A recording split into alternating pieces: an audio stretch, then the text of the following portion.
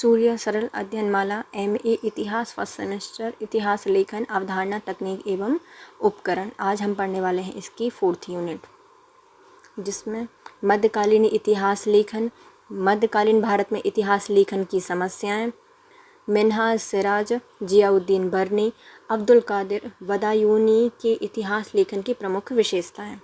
यदि फ्रेंड्स आप हमारे चैनल पर नए हैं, अभी तक चैनल सब्सक्राइब नहीं किया है तो प्लीज़ गाइस वीडियो को लाइक कीजिए, कमेंट कीजिए, चैनल को सब्सक्राइब कीजिए, अपने प्यारे प्यारे फ्रेंड्स के साथ वीडियो को शेयर कीजिए। तो चलिए स्टार्ट करते हैं 4th यूनिट। 4th इकाई मध्यकालीन भारत के सल्तनतकालीन इतिहास लेखन पर प्रकाश डालिए। मध्यकालीन भारतीय इतिहास के अध्ययन के प्रमुख फारसी स्रोतों का विवरण दीजिए। सल्तनतकालीन इतिहास लेखन की परंपरा। सल्तनतकालीन भारत में भारतीय इतिहास लेखन में एक नए युग की शुरुआत हुई। इस काल में इतिहास लेखन में वह लेखन दिया जो भारत में पूर्व से ही मौजूद नहीं था। इन इतिहासकारों की भाषा से अरबी से फारसी हो गई और लेखन का उद्देश्य लिवी और रोम के टेसिटस की तरह लोगों का मन बहलाना और आनंदित करना, उन्हें शिक्षित और अनुदेश हिदायत देना और उन्हें ताज़ा करने में हो गया। इसके अलावा यश पुरस्कार, प्रश्नदाताओं की प्रशंसा करने की तत्परता, सुल्तानों की महत्वपूर्ण उपलब्धियों की स्मृति बनाए रखने के लिए तथा मनुष्यों की दृष्टि में ईश्वर के मार्गों और तरीके एवं उपायों को न्याय संगत सिद्ध करने के लिए उस काल में इतिहास सामग्री की वृद्धि हुई। लेखन बहुधा व्यक्तिगत अनुभव पर आधारित था। इससे मध्य एशिया से निरंतर आने वाले शरणार्थियों से भी अतिरिक्त बल प्राप्त हुआ है। यहाँ पर यह बात पर ध्यान देने योग्य है कि सल्तनतकालीन इतिहास लेखक अधिकांशतः दरबारी एवं दरबार के आश्रित और कृपा पात्र थे। जब वे दरबार के बाहर की घटनाओं आदि का वर्णन भी करते थे, तब भी परोक्ष रूप से सामाजिक शक्ति से संबंधित होते थे। यही नहीं, जिस समाज एवं संस्कृति का प्रतिनिधित्व वे कर रहे थे और जिसे वे और अधिक सशक्त कर रहे थे, वह उच्च स्तरीय और अभिजात वर्ग की ही संस्कृति थी। सल्तनतकालीन इतिहास लेखन संरक्षकों को प्रसन्न करने एवं पुरस्कार की लालसा के अतिरिक्त प्रसिद्धि पाने, इतिहास में स्थायी स्थान बनाने, भविष्य के लिए घटनाओं को संरक्षित रखने के लिए किया गया था। जो लोग पुरस्कार या रोजी रोटी के लिए लिखा रहे थे, उन्हें सत्य की अपेक्षा नहीं की जा सकती। धार्मिक दृष्टिकोण होने के साथ साथ इस काल में इतिहासकार स्वयं उच्च वर्ग से संबंधित है, अतः आम जनता का विवरण इन्होंने नहीं दिया है। वे शासकों को इस्लाम का प्रचार प्रसार करता दर्शाते थे। यह भी उल्लेखनीय है कि बलबन जैसे सुल्तान द्वारा प्रतिपादित राजस्व सिद्धांत इस्लाम के मूल सिद्धांतों का विरोधी था, परंतु फिर भी तत्कालीन राजनीतिक परिस्थितियों ने उन्हें शासन व्यवस्था का अनुमोदन किया है। सल्तनतकालीन इतिहास लेखन की प्रतिनिधि रचनाओं के रचयिता मिन्हाज उल सिराज, जियाउद्दीन बर्नी, अमीर खुसरो, शम्स सिराज, अफीफ इसामी, आहिया बिन अहमद सरहिंदी आदि हैं। मिन्हाज की रचना तबकात-ए-नासिरी वंशीय इतिहास का लेखन करती है। प्रत्येक अध्याय में एक वंश के प्रत्येक शासक का वर्णन है। राज अभिषेक और युद्धों का उनका वर्णन तथ्यों का संग्रह मात्र है। यह शासक के शासनकाल का कहीं अधिक विवरण देता है तो कहीं केवल शासन वर्ष लिखकर छोड़ दिया गया है, परंतु शासक का मूल्यांकन करना नहीं भूलता, क्योंकि वह ग्रंथ नसरुद्दीन महमूद के काल में लिखा गया था और उन्हीं को समर्पित है। इसलिए उनके काल का इतिहास वार्षिक विवरण के रूप में मिलता है। यदि कोई घटना कोई शासक से संबंधित है तो उसकी पुनरावृत्ति कर देता है। उसका तिथि क्रम भी ठीक नहीं है। इसकी अपेक्षा जियाउद्दीन बर्नी का विवरण व्याख्यात्मक और अफीक का विवरण बहुआयामी है।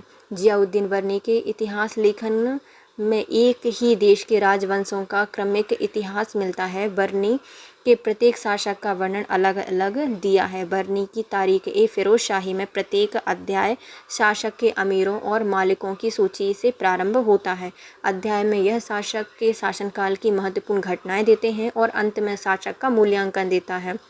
सुल्तान फिरोज शाह तुगलक के जिन 6 वर्षों के शासनकाल का विवरण वह देता है उन्हें 11 भागों में बांटा है। इसने बांटने का कोई आधार नहीं है। उसके विवरण में तिथि क्रम में अनेक दोष हैं, पर हर घटना के पीछे एक शिक्षा और चेतना का संकेत मिलता है। बर्नी की लेखन शैली को अफीफा ने और विकसित किया है। उसने अपनी रचना को व्यवस्थित ढंग से विभाजित किया है जो फिरोज शाह के जीवन काल और कार्यों पर आधारित है। याहिया बिन अहमद सर हिंदी की रचना तारीख ए मुबारक शाही में इन्होंने हम मेनाज की रचना के साथ मोहम्मद गौरी से लेकर 1478 तक की राजनीतिक घटनाओं का विवरण मात्र मिलता है। इसके शासन के वर्ष को विभाजन की एक इकाई माना जाता है। सल्तनतकालीन इतिहासकारों ने छंद एवं पद्यों का समावेश अपने इतिहास लेखन में किया है, विशेषकर ईसामी और अमीर खुसरो ने। अमीर खुसरो ने तो काव्यात्मक इतिहास लिखा है। अमीर खुसरो की रचनाओं का कुछ विशेष घटना है, जैसे कि किरानाशादेन में के खुसरो और उगरा खां के मिलन का विवरण दिया गया है। इसके विषयगत विवरण में समकालीन इतिहास के अनेक पहलू आ जाते हैं। ऐसामी ने अपनी रचना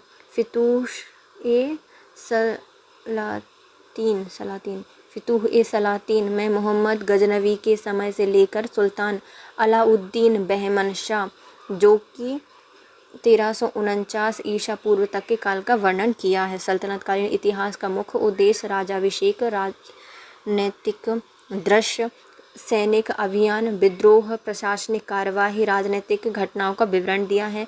मिनाज, जियाउद्दीन बर्नी, अफीफ और अहिया बिन अहमद सर हिंदी ऐसे प्रतिनिधि इतिहासकार हैं। केवल अमीर खुसरो की रचना में विविध विषयों की जानकारी मिलती है और तत्कालीन भारत के जन जीवन, रीति रिवाज,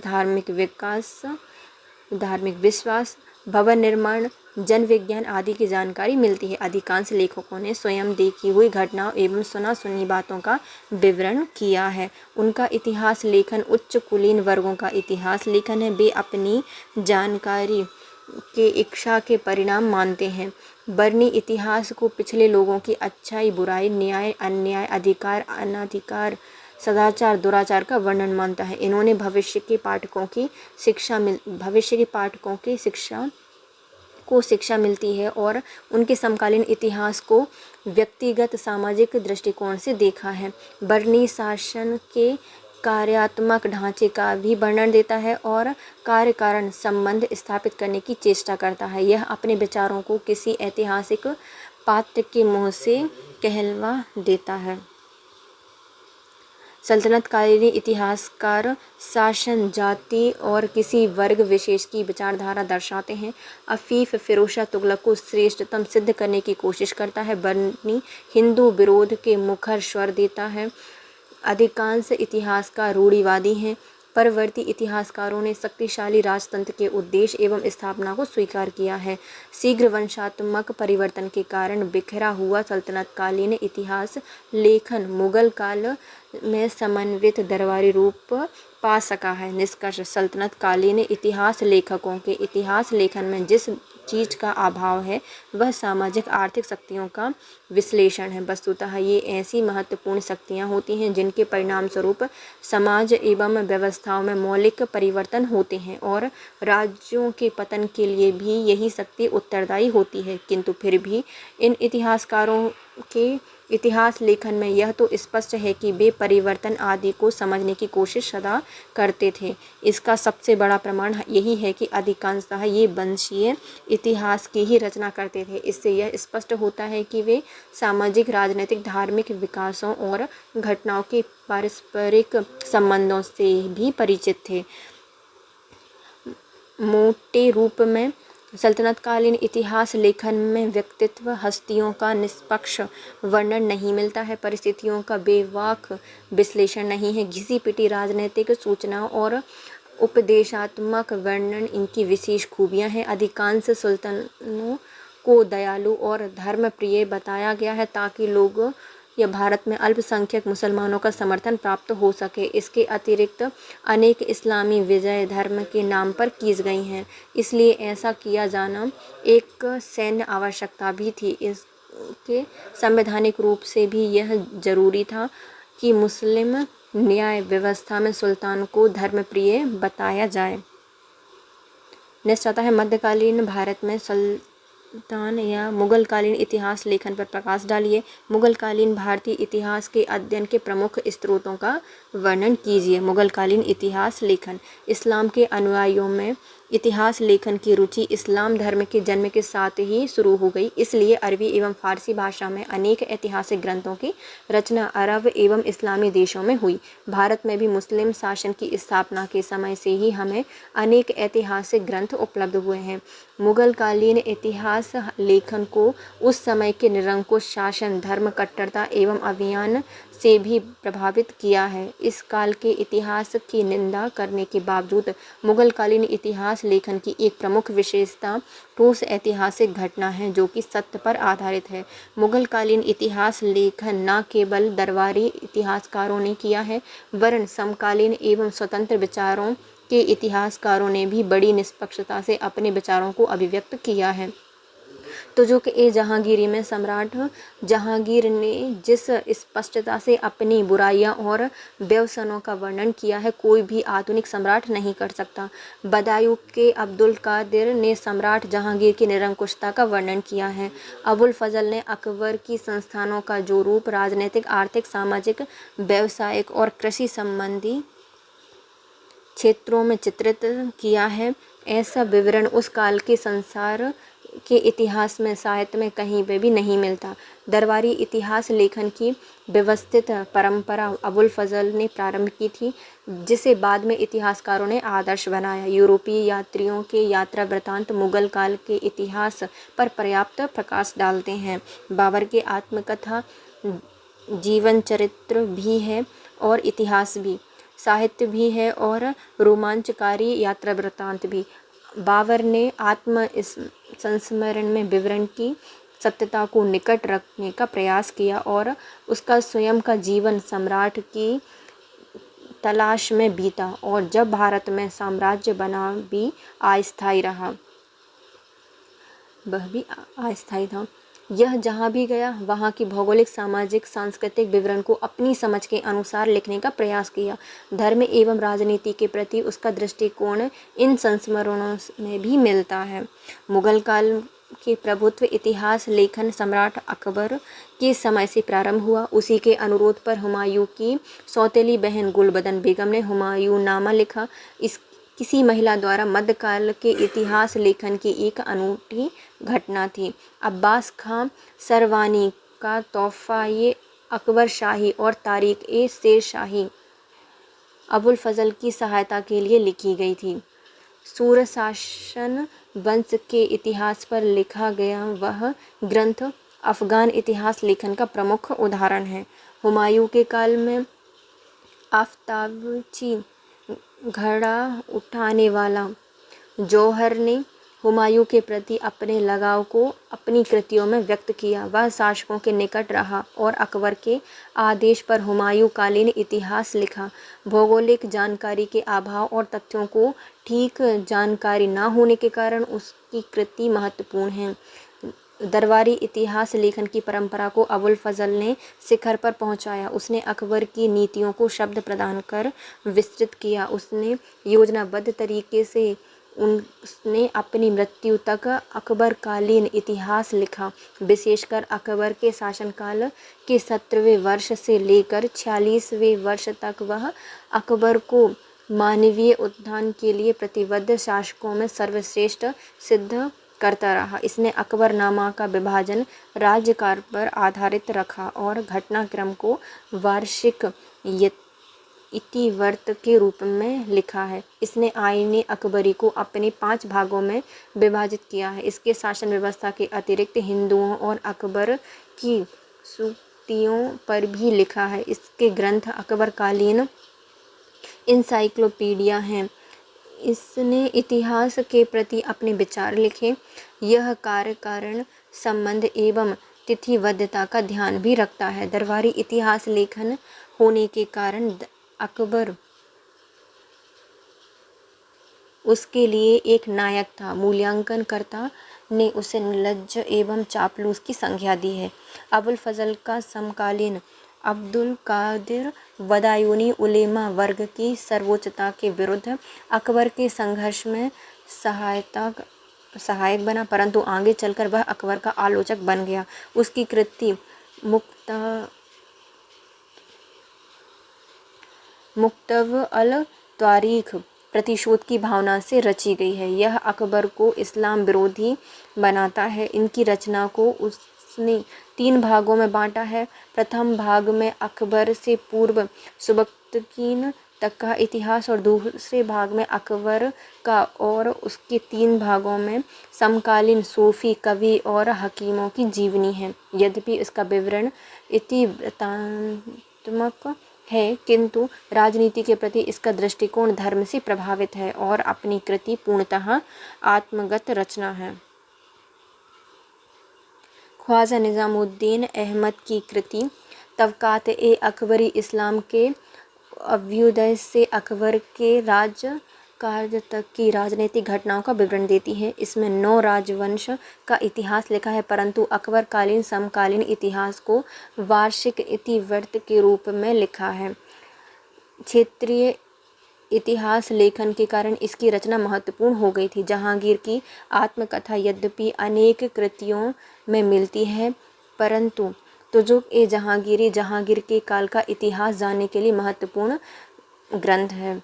तत्कालीन शासक वर्ग की राजनीतिक और सांस्कृतिक हलचलों को जानने का यह श्रेष्ठ स्रोत है। अकबर के काल से शाही इतिहासकारों द्वारा इतिहास लिखे जाने की प्रथा औरंगजेब के शासनकाल में 11वीं वर्ष तक प्रचलित रही। शाहजहां ने समकालीन शासकीय इतिहास लेखन का कार्य कुछ मुंशियों को सौंप दिया।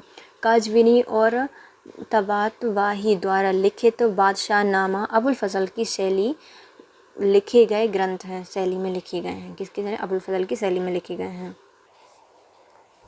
अब्दुल हामिद लाहौरी ने जिस बादशाहनामा की रचना की है वह भी पूर्व ग्रंथ का विस्तार है। वास्तव में वह जो शाहजहां है उसके जीवन चरित्र एवं उपलब्धियों का लेखा जोखा लिखना चाहता था। वह घटनाओं के कारण परिणामों का विश्लेषण नहीं करता। अन्य मध्यकालीन इतिहासकारों के सामने उनमें भी आलोचनात्मक योग्यता की कमी है। खाफिका द्वारा लिखित मुख्तरब-उल लुवाक यद्यपि मुगलों और तातारों के इतिहास से शुरू होता है, परंतु इसका महत्व औरंगजेब के शासनकाल की घटना से है। स्वयं राजस्व प्रशासन में कार्यरत रहने के कारण वह इस व्यवस्था का आलोचनात्मक वर्णन करता है। औरंगजेब के काल में हुए सैनिक अभियानों और मुगल राजनीति के पतन को इसने बखूबी चित्रित किया है। औरंगजेब कालीन इतिहास लेखन में मोहम्मद काजिम का आलमगीरी नामा, बहादुर शाह कालीन इतिहास लेखन में मोहम्मद सईद मुश्ताक खां की पुस्तक माशीर-ए आलमगीरी और ईश्वर दास की फुतह-ए आलमगीरी अन्य कृतियां जो महत्वपूर्ण मुगल कालीन ग्रंथ हैं। परिवर्ती रचनाओं में मोहम्मद हादी कामवर खां की हफ्त, गुलशन-ए मोहम्मद शाह जैसी अनेक छोटी छोटी कृतियाँ परवर्ती मुगल काल में लिखी गई हैं। इसी प्रकार मुगल कालीन इतिहास लेखन की समृद्ध परंपरा प्राप्त होती है। इतिहासकार के रूप में मिन्हाज और सिराज के महत्व को समझाइए। जियाउद्दीन वर्नी के ग्रंथों की ऐतिहासिक महत्व की विवेचना कीजिए। ऐतिहासिक लेखन की मध्यकालीन भारतीय परंपरा का वर्णन कीजिए। सल्तनत काल के मुस्लिम समकालीन इतिहासकारों के लेखन की समीक्षा कीजिए। ऐतिहासिक लेखन की मध्यकालीन भारतीय परंपरा। भारत में तुर्कों के आगमन के पश्चात इतिहास की एक नई समझ एवं इतिहास लेखन का एक नया दृष्टिकोण सामने आया। इतिहास के दैवीय सिद्धांत पर आधारित यह इतिहास लेखन 2 प्रकार का था, दरबारी और दरबारी में होने के लिए पर्याप्तशील। इन इतिहास लेखन के लिए इतिहास इस्लाम के अभ्युदय से प्रारंभ होकर उनके काल में समाप्त हो जाता है। मुख्यतः राजनीतिक इतिहास को विवरण का केंद्र बनाया गया और इसके भी शासकों और यंत्र तंत्र अमीर वर्ग का वर्णन किया गया है। इसमें संरक्षकों की प्रशंसा करने के लिए लिखे गए इतिहास में किसी विश्लेषण और नकारात्मक मूल्यांकन की अपेक्षा तो की ही नहीं जा सकती। अधिकांश इतिहासकारों का दृष्टिकोण शासक का गुणगान करना था। ऐतिहासिक घटनाक्रम को इस्लाम के प्रचार की दृष्टि से देखा था। फारसी परंपरा और भाषा में लिखे गए ये ग्रंथ यात्रा वृत्तांतों के बाद सुल्तान या सल्तनत काल में इतिहास के प्रमुख स्रोत थे। मध्यकालीन भारत के इतिहास लेखन में प्रमुख सल्तनत कालीन मुस्लिम इतिहासकारों का संक्षिप्त विवेचन निम्न प्रकार है। पहला आते हैं मिन्हाज उस सिराज।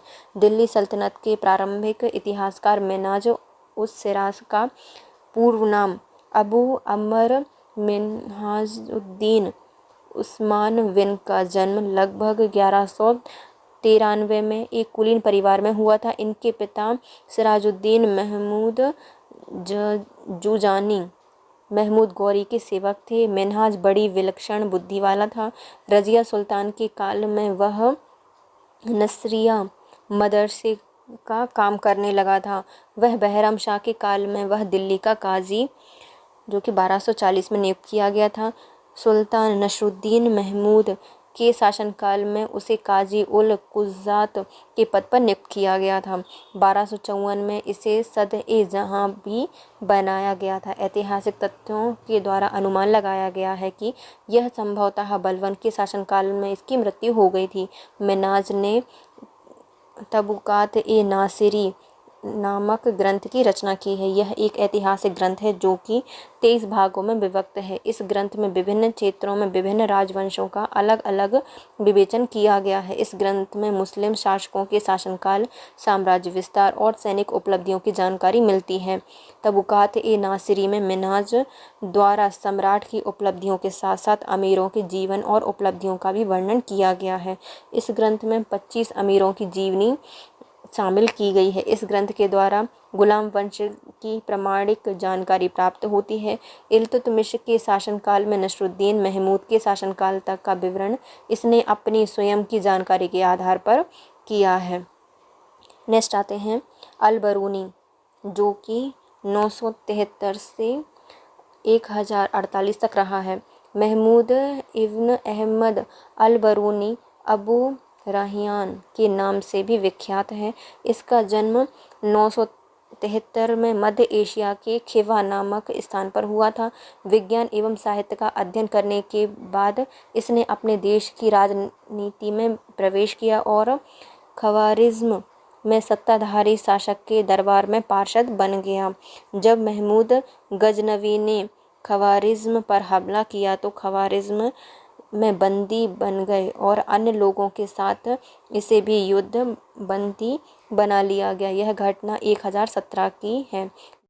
बाद में महमूद गजनी ने भारत पर आक्रमण किया और अल-बरूनी उसके साथ भारत आ गया। सोमनाथ पर महमूद गजनी के प्रत्येक आक्रमण के समय अल-बरूनी उसके साथ था। भारत में अपने प्रवास का अल-बरूनी ने लाभ उठाया और यहाँ के बारे में जानकारी हासिल की। उसने धर्म, विज्ञान एवं संस्कृति की जानकारी प्राप्त करने के लिए पंडितों से बातचीत की। संस्कृति समझने के में उसको काफ़ी मुश्किलें पेश आईं।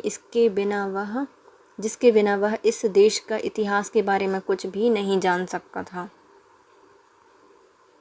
महमूद गजनी की मृत्यु के बाद अल-बरूनी ने अपने बेटे को प्रभावित किया और ज्योतिष बना दिया। इसका अपने अध्ययन को जारी रखने के लिए उसको हर तरह की मदद मिली, जिससे उसने जिंदगी की सर्वाधिक महत्वपूर्ण कृति के नॉन मशूदिकस की रचना की, जिसमें उसने अपने संरक्षक की भरपूर प्रशंसा की है। अल-बरूनी ने भारत के बारे में विस्तार से लिखा है और भारत में करीब 20 पुस्तकों की रचना की है। पंडितों की मदद से इसने ज्योतिष, गणित एवं अन्य विषयों पर भारतीय पुस्तकों का अरबी में अनुवाद किया। उसने भारतीय दर्शन एवं धर्मशास्त्र में भी अपनी रुचि दिखाई है और कपिल के सांख्य दर्शन, पतंजलि के महाभाष्य के अलावा विष्णु धर्म, विष्णु पुराण, मत्स्य पुराण, वायु पुराण आदि का भी अध्ययन किया। शायद पुराणों का अध्ययन करने वाला अलबरूनी पहला मुस्लिम था। बनारस और कश्मीर जैसे भारत के शिक्षा के प्रमुख केंद्र अलबरूनी जैसे विदेशियों के लिए नहीं खुले थे, इसलिए उसने इस क्षेत्र के पंडितों की मदद से भारतीय कृतियों का अध्ययन किया जो किसी मुस्लिम शासक के अधीन था, या फिर ऐसे पंडितों ने उससे उन कृतियों के अध्ययन में मदद की जो युद्ध में पराजित हो जाने के बाद सुल्तान महमूद द्वारा युद्धबंदी के रूप में गजनी ले जाए गए थे। इन ग्रंथों के परिणामस्वरूप इसने एबोल का नामक पुस्तक की रचना की है, जिसमें उसने अपने देश के लोगों को भारतीय ज्योतिष धर्म दर्शन के बारे में बताया है। लेकिन अलबरूनी की सर्वाधिक महत्वपूर्ण कृति है तहकीक ए हिंद, हिंदुस्तान की वास्तविकता। इस ग्रंथ में अलबरूनी ने भारत के धार्मिक, साहित्यिक एवं वैज्ञानिक परंपराओं की जानकारी दी है। इसमें कहीं कहीं उसने सड़कों, नदी, मापतौल, मुद्रा आदि का वर्णन भी किया है। इसकी पुस्तक में 80 अध्याय हैं। इसमें उसने समकालिक भारतीय जीवन, अपने धार्मिक, दार्शनिक सिद्धांतों की बिना किसी भेदभाव की चर्चा की है। अलबरूनी हमें बताते हैं कि हिंदू बहुत ही अच्छे और दार्शनिक और अच्छे गणितज्ञ एवं ज्योतिष हैं। नेक्स्ट आते हैं अमीर खुसरो। अमीर खुसरो का टाइम पीरियड रहा है 1292 से 1325 तक। 1292 से 1325 तक। अमीर खुसरो यद्यपि एक कवि थे, लेकिन इन्होंने मध्यकालीन इतिहास लेखन में भारी योगदान दिया है। अमीर खुसरो, जिसका असली नाम अबुल हसन, तो अमीर खुसरो का असली नाम क्या है? अबुल हसन यामुद्दीन खुसरो। इसका जन्म उत्तर प्रदेश में हुआ था, जो कि तुर्क मूल का था। बचपन में ही उसको कविता से लगाव हो गया था और 8 वर्ष की आयु में ही कविता लिखने लगे थे। अपने पिता अमीर शैफुद्दीन महमूद इल्तुतमिश और उसके बाद के शासकों के प्रशासन में उच्च पदों पर थे। खुसरो को जलालुद्दीन खिलजी, अलाउद्दीन खिलजी, मुबारक शाह और गयासुद्दीन खिलजी जैसे सुल्तानों का संरक्षण मिला है। इन सुल्तानों के साथ इन्होंने निकटता की वजह से उससे उन दिनों के राजनीतिक घटनाओं को नज़दीक से देखने और समझने का मौका मिला। इसलिए इनकी कृति मनस्वी और दीवान में समकालीन इतिहास पर काफ़ी प्रकाश डाला है। फरिश्ता का अनुमान है कि खुसरो ने कम से कम 92 कृतियाँ लिखी हैं। यद्यपि उनकी अधिकांश कृतियाँ खो चुकी हैं, लेकिन कुछ महत्वपूर्ण कृतियाँ आज भी उपलब्ध हैं। अमीर खुसरो के अनेक साहित्यिक कृतियों के अलावा उनकी कुछ महत्वपूर्ण रचनाओं में से एक है किरण उस सादीन की रचना इन्होंने 1289 में की थी। इस ग्रंथ में इसने बुखरा खान, जो अब उस समय बंगाल का राज्यपाल था, उसके बेटे मुइनुद्दीन कैकुबाद के बीच भेंट का वर्णन किया है। कैकुबाद उस समय दिल्ली का सुल्तान था। खुसरो की इस कृति में बुखरा खान के चरित्र की झलक देखने की बजाय तत्कालीन समय के सामाजिक, आर्थिक एवं सांस्कृतिक स्थिति का वर्णन किया है। मौलाना जियाउद्दीन बरनी, इनका टाइम पीरियड रहा है 1286 से यह 1359 तक रहे हैं। मौलाना जियाउद्दीन बरनी का जन्म कैथल के सैयद परिवार में 1286 में हुआ था। कैथल के सैयद परिवार उन दिनों अपनी विद्वता के लिए मशहूर थे। इनके पिता मुईद उल मुल्क सुल्तान अलाउद्दीन खिलजी के दरबार में उच्च पद पर थे। अपनी शिक्षा पूरी करने के बाद बरनी ने अलाउद्दीन खिलजी के दरबार में नौकरी करने लगे। बाद में वह मोहम्मद बिन तुगलक के दरबारी बन गए, जहां पर 17 वर्ष तक रहे। मोहम्मद बिन तुगलक इतिहास की जानकारी और उनकी विद्वता के लिए उसका काफ़ी सम्मान करता था और जमकर शाही मदद की जाती थी। कई बार गंभीर संकट के उपस्थित होने पर सुल्तान कई मुद्दों पर उससे सलाह मशवरा भी किया करते थे। हालांकि मोहम्मद बिन तुगलक के उत्तराधिकारी फिरोज शाह तुगलक ने बरनी को पूरी तरह से उपेक्षा की है। उनको न केवल उससे मिलने वाले विभिन्न तरह की प्रतिष्ठाओं से वंचित कर दिया, बल्कि उसे जेल में भी डाल दिया। अपने जीवन के अंतिम दिनों में गरीबी से उनका बुरा हाल था और बहुत ही विपन्न स्थिति में उनकी मौत हुई। बर्नी बहुत बड़ा विद्वान था। कानून एवं दर्शन में अपनी दिलचस्पी के अलावा इतिहास में भी खूब रुचि रखते थे। इनके इतिहास के उपयोग एवं उनको लिखने के तरीके एवं शिक्षा प्रणाली में उनका क्या स्थान दिया है, इस पर भी लिखा है। वह इतिहास को मानवीय गतिविधियों का एक ऐसा विहंगम परिदृश्य आदमी के सामने उपस्थित करता था जिसको समझकर जीवन यात्रा में अपने पाँव को फिसलने से रोकने की सीख मिल सकती है। इतिहास का अध्ययन किसी व्यक्ति को मानवीय मामलों में विरल अंतर्दृष्टि देता है और उसे अच्छे और बुरे का भेद कराने में मदद करता है और उसे औरों के अनुभव से सीखने का अवसर उपलब्ध कराता है। बर्नी ने अपनी प्रसिद्ध पुस्तक तारीख़ फ़िरोज़ शाही की भूमिका में एक अच्छे इतिहासकार की विशेषताओं के बारे में लिखा है। बर्नी के अनुसार सच्चाई, भेदभाव रहित ईमानदारी, भय मुक्त होना इतिहासकारों के लिए कुछ महत्वपूर्ण गुण हैं। वह इस बात पर भी जोर डालता है कि इतिहासकारों को अपने बयानों में सटीक होना चाहिए और उसे अतिशयोक्ति या बड़बोलापन से बाज आना चाहिए, जो कि कवियों में आम गुण हैं। नेक्स्ट आते हैं इब्न बतूता। इब्न बतूता अरब से भारत आने वाले यात्रियों में से एक है। यह भारत भ्रमण पर आए और तत्कालीन भारत के बहुत ही सुंदर वर्णन अपने ग्रंथों में किया है इन्होंने। इब्न बतूता का जन्म उत्तरी अफ्रीका के ताज़ीर में जनवरी 1304 में हुआ था। 21 वर्ष में ही भ्रमण पर निकल चुके थे और मक्का, अलेक्जेंड्रिया, काहिरा, उत्तर अफ्रीका, अरब, कॉन्स्टेंटिनोपल, फारस, समरकंद, खुरासान, बल्ख, हेरत आदि की यात्रा करते हुए 1333 में भारत पहुँचे। मार्च 1334 में दिल्ली आए और मोहम्मद बिन तुगलक के दरबार में आए, जो उस समय दिल्ली के सुल्तान थे। मोहम्मद बिन तुगलक इब्न बतूता को विद्वानता से काफ़ी ज़्यादा प्रभावित हुए और उसे दिल्ली का गाजी नियुक्त किया। उस पद पर वह 8 वर्षों तक रहा, लेकिन इसके बाद सुल्तान ने उसकी अनबन हो गई और उसे बंदी बना लिया गया। बाद में सुल्तान को मनाने और में कायम रहा और उससे मुलाकात करके उसको मुक्त कर लिया, खुद की मुलाकात करवा के। एक बार फिर वह सुल्तान का कृपापात्र बन गया मुक्त होने के बाद।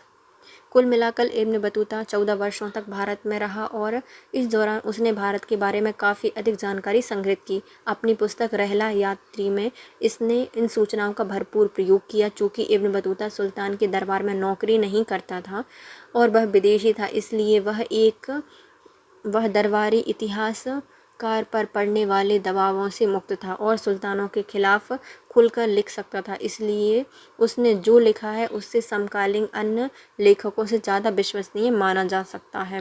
रहला में इब्न बतूता ने न केवल भारत के भूगोल के बारे में पर्याप्त जानकारी उपलब्ध कराई है, बल्कि उसने लोगों के दैनिक जीवन एवं सामाजिक स्थिति के बारे में भी विस्तार से लिखा है। इसने लोगों की आर्थिक स्थिति और तत्कालीन प्रशासनिक व्यवस्था के बारे में भी लिखा है। इसने लोगों के व्यापार, उद्योग, कृषि, सड़क परिवहन, जहाजरानी, मापतोल के बारे में भी विवरण दिया है।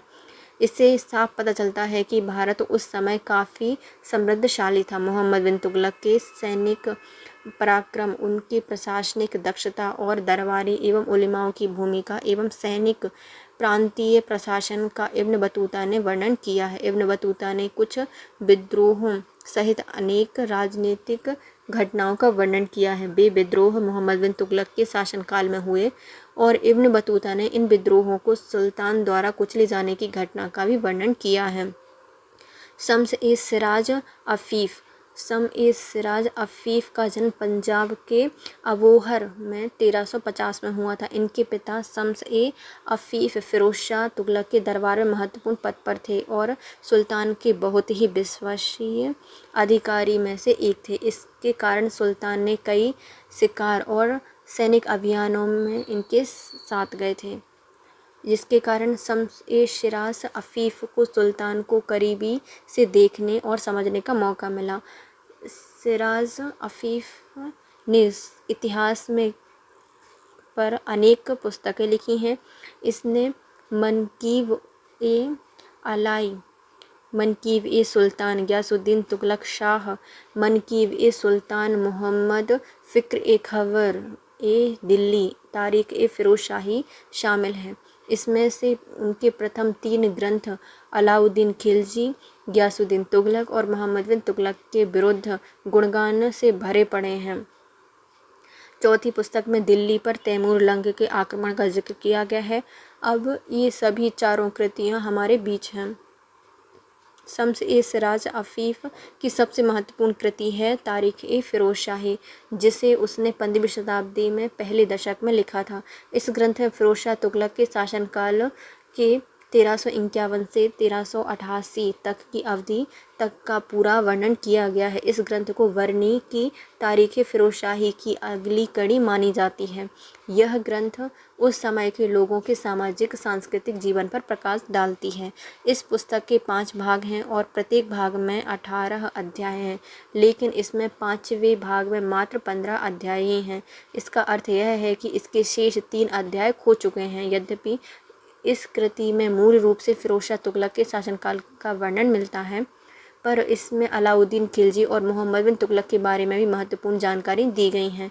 अपनी पुस्तक के अंत में इसने उस समय की आम लोगों की सामाजिक, आर्थिक, धार्मिक दशा का वर्णन किया है। इसने समाज में महिलाओं की दुर्स्थिति के बारे में भी लिखा है, साथ ही दहेज का भी वर्णन किया है। इसने यह भी लिखा है कि कैसे फ़िरोज़ शाह तुगलक ने मध्यवर्ती गरीब मुसलमानों को अपनी बेटियों की शादी के लिए अनुदान का प्रावधान किया और इस तरह सुल्तान की सच्चरित्रता का वर्णन किया है। सीरत ए फ़िरोज़ शाही सीरात ए फ़िरोज़ शाही की रचना 1370 में हुई है, लेकिन इसके लेखक का नाम अज्ञात है। इस पुस्तक में भी लेखक ने फ़िरोज़ शाह तुगलक के शासनकाल का वर्णन किया है। इस कृति में सुल्तान और उसके दरबार के बारे में इतना अच्छा वर्णन किया गया है जितना निश्चित लगता है कि फ़िरोज़ शाह के ही इस दरबारी ने ही लिखा होगा, किसी दरबारी ने लिखा होगा। इसमें सुल्तान ने काफ़ी निकट संबंध रहे होंगे और फिर सुल्तान का संरक्षण मिला होगा। इस पुस्तक की अपनी विशिष्ट साहित्य एवं भाषाई शैली है और इस किताब की ओर संकेत करता है कि इसका लेखक एक बहुत ही विद्वान व्यक्ति रहा होगा। इस पुस्तक के 4 अध्याय हैं। इसके प्रथम अध्याय में फ़िरोज़ शाह तुगलक के शासनकाल की राजनीतिक घटनाओं का वर्णन किया गया है, जो कि ठट्टा में अपने गद्दी पर बैठने से लेकर सिंध पर अपने अभियान तक शामिल है। इस पुस्तक के दूसरे अध्याय में फ़िरोज़ शाह तुगलक द्वारा उनके धर्मांध एवं कल्याणकारी कार्यों का वितरण वर्णन किया गया है विस्तृत। तीसरे अध्याय में भारत में कृषि की दशा, सुल्तान द्वारा दी जाने वाली विभिन्न तरह की सुविधाओं का वर्णन किया गया है। इसमें सुल्तान द्वारा कराए गए निर्माण कार्यों का भी वर्णन है। इसके चौथे अध्याय में शिक्षा प्रणाली, ज्योतिषी खाकों, विभिन्न विद्वानों के सांस्कृतिक योगदान एवं हथियार एवं गोला बारूद का जिक्र भी किया गया है। संक्षिप्त में यह कृति हमें फ़िरोज़ शाह के शासनकाल के प्रारंभिक वर्षों की जानकारी देती है। हालांकि यह सुल्तान मोहम्मद बिन तुगलक के शासनकाल में महत्वपूर्ण सूचनाएं उपलब्ध कराती है। इस पुस्तक की सबसे महत्वपूर्ण बात यह है कि वर्णी ही नहीं होने से जो रिक्तता बनी है उसे ये भर देती है। नेक्स्ट आते हैं फ़ितूह ए फ़िरोज़ शाही। फ़िरोज़ शाही के विजय अभियान की एक छोटी सी सूचनात्मक बोसर है जिसमें फ़िरोज़ शाह ने खुद प्रकाशित करवाया था। इसमें उसके विभिन्न विजय अभियानों का जिक्र है। इस बोसर में फ़िरोज़ शाह ने अपने को एक पुराणपंथी मुस्लिम शासक के रूप में पेश किया है और अपनी नई कल्याणकारी एवं उपयोगी योजनाएं एवं कार्यक्रमों का जिक्र किया है। इस बोसर जैसी पुस्तिका में मोहम्मद बिन तुगलक और उस समय के लोगों की सामाजिक जीवन का भी वर्णन मिलता है। किसी सुल्तान द्वारा अपने प्रशासन द्वारा खुद ही लिखने का यह पहला प्रयास था। फ़ितूह ए फ़िरोज़ शाही। ख्वाजा अब्द मलिक इस्मामी का जन्म 1311 में हुआ था। यह इस्लामी परिवार से संबंधित हैं जो कि इल्तुतमिश के शासनकाल में बगदाद से भारत आए थे। इस परिवार के सदस्यों ने दिल्ली के विभिन्न सुल्तानों के दरबार में विभिन्न पदों पर रहकर सेवाएं दी हैं। 1327 में जब मोहम्मद बिन तुगलक ने अपनी राजधानी दिल्ली से दौलताबाद करने का निर्णय लिया तो इसामी को भी अपने परिवार के साथ नई राजधानी के लिए कूच करना पड़ा। इस यात्रा में 90 वर्षीय पिता की मृत्यु हो गई। इस वजह से वह मोहम्मद बिन तुगलक की आलोचक बन गए। इसामी दौलताबाद में बस गए और वह मक्का के लिए रवाना होने वाला था कि अलाउद्दीन बहमन शाह ने उसके संरक्षण देने का प्रस्ताव रखा। बहमन शाह ने बहमनी राजवंश की स्थापना की थी। इसामी दौलताबाद में बस गया और वहाँ की महान कृति फतह उस सलातीन की रचना की है। फतह उस सलातीन की रचना की है किसके द्वारा की गई? बहमन शाह नहीं, ये की गई है अपने इसामी के द्वारा की गई है। यह ग्रंथ मोहम्मद गजनी से लेकर 1350 में इस पुस्तक की रचना के समय तक की अवधि के दौरान हिंदुस्तान में मुसलमों की गतिविधियों का वर्णन करता है। फिरदौसी ने अपनी पुस्तक शाहनामा में जिस तरीके को अपनाया है, इसामी ने भी अपनी पुस्तक में वही तरीका अपनाया है। इसामी की पुस्तक मित्रों और संबंधियों से सुनी गई कथाओं एवं सूचनाओं पर आधारित थी। इनकी घटनाओं के प्रत्यक्षदर्शियों से भी सूचनाएं संग्रहित की गई हैं। कई नए तथ्यों का उद्घाटन इन्होंने अपनी पुस्तक में किया है। उदाहरण के लिए इन्होंने मुगलों के आक्रमण तथा अलाउद्दीन खिलजी के 1296 में दक्षिण भारत के अभियान के बारे में तथ्य पेश किए हैं।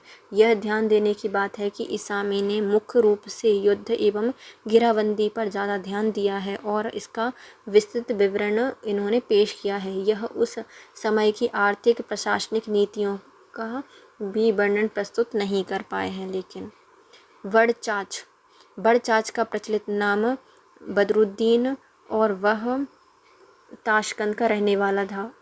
वह सुल्तान के शासनकाल में भारत आया था और उसका संरक्षण मिला था। मोहम्मद बिन तुगलक का उस समय कृपा पात्र बना और जब उसकी प्रशंसा में कुछ कदीशा लिखा कर सुनाया। बाद में उसे शाहनामा की रचना की जो मोहम्मद बिन तुगलक के शासनकाल पर प्रकाश डालती है। इसने इस ग्रंथ से उस समय की गई घटनाओं की तिथि के निर्धारण में मदद की है, पर अगर इस इतिहास की तक नज़र से देखा जाए तो इसकी यह कृति उस पैमाने पर खरी नहीं उतरती। एन मुल्क मुल्तानी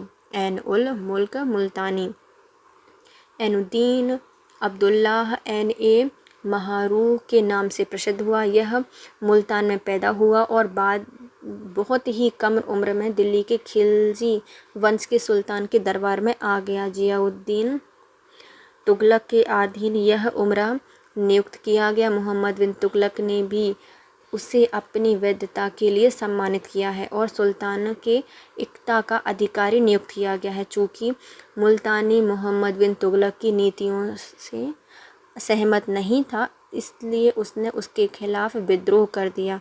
मोहम्मद बिन तुगलक की नीतियों से सहमत नहीं था, इसलिए उसने विद्रोह कर दिया। मोहम्मद बिन तुगलक ने इस विद्रोह को न केवल कुचला बल्कि उसके माफ़ी मांगने पर उसे माफ़ कर दिया। यहाँ तक कि सुल्तान ने उसे अपनी पुरानी पद प्रतिष्ठा भी बहाल कर दी। मोहम्मद बिन तुगलक की मृत्यु के बाद फिरोज शाह तुगलक का वह विश्वास पात्र बन गया और उसे दीवान-ए-वज़ारत नियुक्त किया गया। मुल्तानी इसके बाद सुल्तान एवं दरबार में प्रमुखता से छाया रहा। हाया बिन अहमद बिन अब्दुल्लाह सरहिंदी सैयद सुल्तान मुबारक शाह और मोहम्मद शाह के समकालीन रहा है। यद्यपि यह दरबारी नहीं था, तत्कालीन जो शासक थे मोहम्मद शाह और मुबारक शाह उसका समकालीन था, उसका दरबारी नहीं था, लेकिन इसके बावजूद दरबारियों और प्रशासन के अधिकारी एवं प्रमुखों से उसकी अच्छी जान पहचान थी। इस कारण से उसे सैयद सुल्तानों के शासनकाल में घटी घटनाओं को विस्तार से जानने का मौका मिला और उसने अपनी पुस्तक तारीख ये मुबारक शाही के माध्यम से अपने मध्यकालीन इतिहास लेखन में महत्वपूर्ण योगदान दिया। इस ग्रंथ की रचना 15वीं शताब्दी के मध्य में की गई थी। इस पुस्तक की शुरुआत उसने मोहम्मद गौरी से और उसका समापन सैयद वंश के मोहम्मद शाह से की है। उसके 1351 तक की अपनी पुस्तक हेतु सामग्रियों के संग्रह के लिए पूर्ववर्ती लेखकों जैसे मिन्हाज बरनी अमीर खुसरो की कृतियों का सहारा लिया है। 1351 के बाद की अवधि के लिए सूचनाओं के संग्रहण हेतु उसने ऐसे लोगों के वृत्तांत पर विश्वास किया जो कि विश्वसनीय हैं और जिन्होंने घटनाएं खुद घटित होते देखी हैं। इनकी कृति एकमात्र ऐसी कृति है जो कि सैयद काल के बारे में प्रामाणिक सूचनाएं देती है। इसकी प्रशंसा में प्रोफेसर लूनिया ने लिखा है कि हाया ने अपनी पुस्तक बहुत ही साधारण तरीके से लिखी है। इसमें घटनाओं को उनके उचित क्रम में रखा गया है। जहाँ तक विषय वस्तु की बात है तो तुलनात्मक रूप से वह अपने पूर्ववर्ती लेखकों से काफ़ी अच्छा है। उसने मुइजुद्दीन मोहम्मद बिन शोम से फिरोज तुगलक तक की घटनाओं को बिना किसी भेदभाव के सामने रखा है। उसी भेदभावहीन और सटीक तरीके से उसने सैयद सुल्तान एवं शासकों के बारे में भी लिखा है। घटनाओं का वर्णन उसने बहुत ही सटीक एवं सजग लेखक की तरह किया है। उसने अपनी कृतियों में पर्याप्त तिथियों का उल्लेख किया है। हालांकि उसके संरक्षण प्रदान करने वाले एक सुल्तान के बारे में लिखा है, लेकिन उसके विरुद्ध में गायन नहीं किया है। शेख रिज़्कुल्लाह का जन्म 1491 में हुआ था। इन्होंने दिल्ली के तख्त पर शासन करने वाले कुछ अफ़गानी शासकों के बारे में लिखा है। उसकी कुछ किताब आती है वक़ियात ए मुस्तफ़ी, तारीख़ ए मुस्तक़ी में इन्होंने सुल्तान बहलोल लोधी के शासनकाल से लेकर अकबर के शासनकाल की मध्य अवधि तक का जिक्र किया है। इसने कई अफ़गान अमीरों के बारे में भी सुनी सुनाई बातों का जिक्र किया है और इस तरह उन्होंने अपने जीवन पर काफ़ी ज़्यादा प्रकाश डाला है।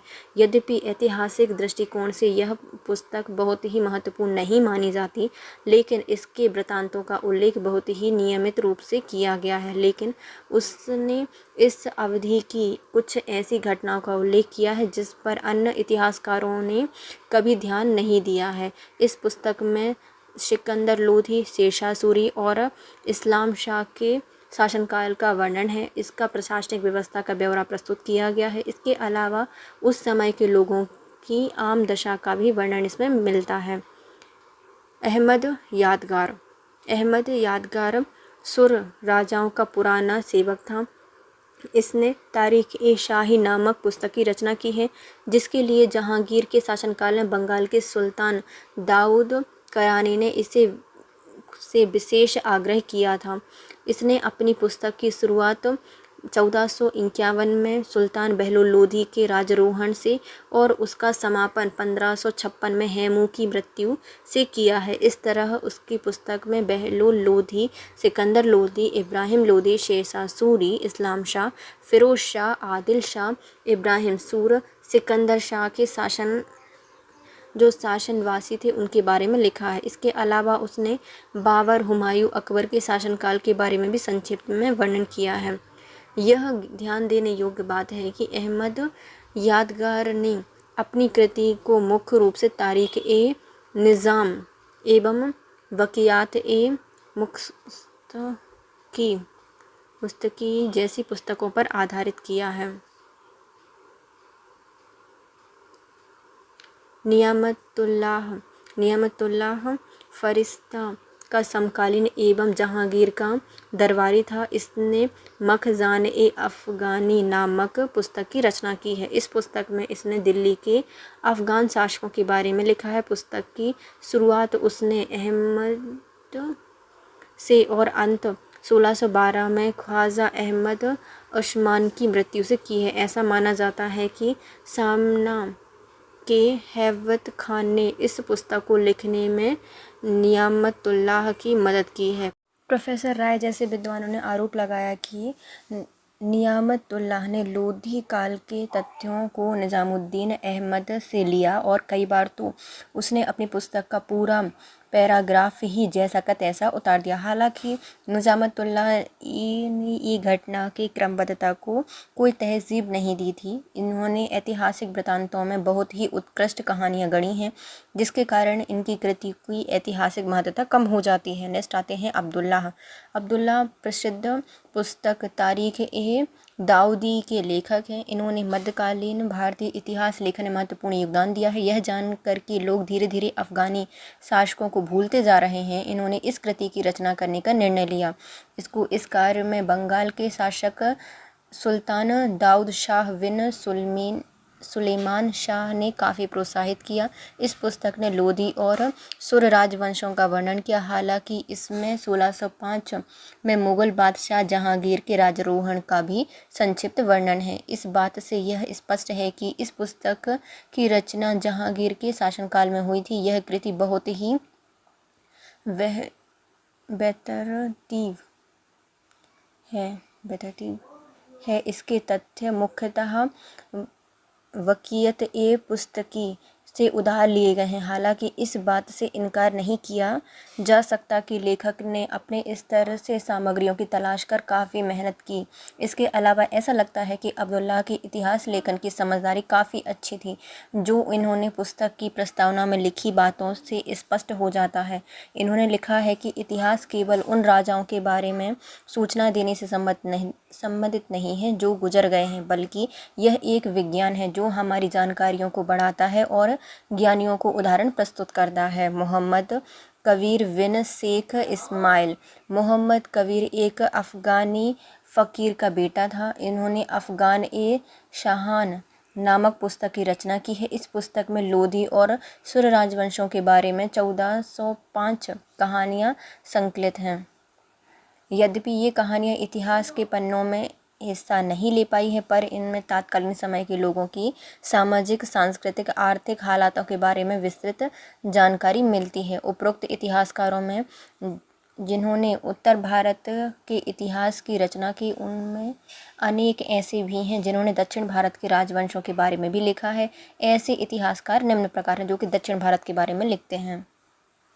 पहले आते हैं अब्दुल रज़ाक। यह 1413 से 1482 तक इनका टाइम पीरियड रहा है। अब्दुल रज़ाक, जो कि पर्शिया के हेरात के राजा का विजयनगर में कृष्णदेवराय के दरबार में एक राजदूत था। इन्होंने अपनी पुस्तक मातता उस सदाइन में विजयनगर के शासनकाल का रोचक वर्णन किया है। यह पुस्तक मूलतः मध्य एशिया का इतिहास है। हालांकि इसमें सिंधु के पार के देशों के 1335 से 1468 तक की अवधि का वर्णन मिलता है। नेक्स्ट आते हैं सैयद अली तबातबा 1505 में इराक से भारत आए थे। इन्होंने गोलकोंडा के सुल्तान के दरबार में नौकरी की। इसके बाद वह बुरहान निज़ाम शाह द्वितीय के दरबार में आए। यहाँ उन्होंने बुरहान-ए-मासिर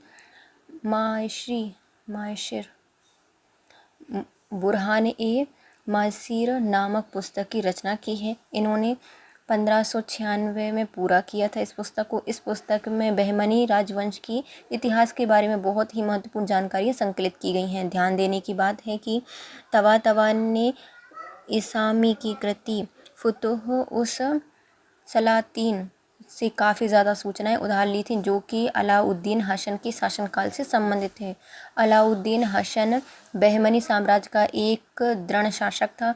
तबातबा ने गुलबर्गा एवं बीदर के सुल्तान एवं अहमदनगर के निज़ाम शाही पर भी काफ़ी ज़्यादा प्रकाश डाला है। इन्होंने अपनी पुस्तक में सबसे बड़ी खामी यह है कि उनके अपने संरक्षक की ज़रूरत से ज़्यादा प्रशंसा की है, लेकिन तब यह भी सर्वविदित है कि ऐसा करना मध्यकालीन भारत के मुस्लिम इतिहासकारों के लिए एक सामान्य सी बात थी।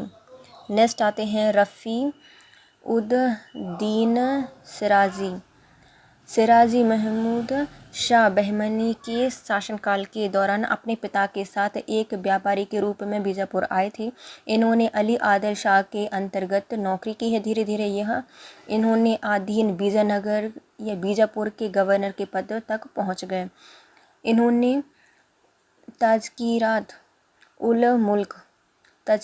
उल मुल्क नामक पुस्तक की रचना 1612 में की है। इसमें उसे 4 वर्ष लग गए। इस पुस्तक में सिराजी ने बीजापुर के आदिल शाही सुल्तान की उत्पत्ति से लेकर उनके इतिहास की चर्चा की है। इन्होंने डेक्कन, हिंदुस्तान एवं पर्शिया के कुछ समकालीन राजवंशों के इतिहास की भी चर्चा की है। इस पुस्तक में हमें बहमनी साम्राज्य पर भी प्रकाश डालना है। बुरहान-ए-मासिर के संकलित तथ्यों तथा सूचनाओं की पूरक जानकारी प्रस्तुत की गई है। इस पुस्तक में तैमूर से लेकर अकबर तक के मुगल शासन का भी जिक्र किया गया है। लेखक ने हैदराबाद को नई राजधानी बनाए जाने के बारे में पूरी सूचना इस पुस्तक में दी है। अपने शहर का आम रेखाचित्र, राजभवन के रेखाचित्र के साथ साथ विद्वानों को यहाँ मिलने वाले सम्मानों का भी वर्णन किया है। संक्षिप्त में यह पुस्तक कुतुबशाही राजवंश के प्रारंभिक वर्षों का विस्तृत इतिहास उपलब्ध कराती है।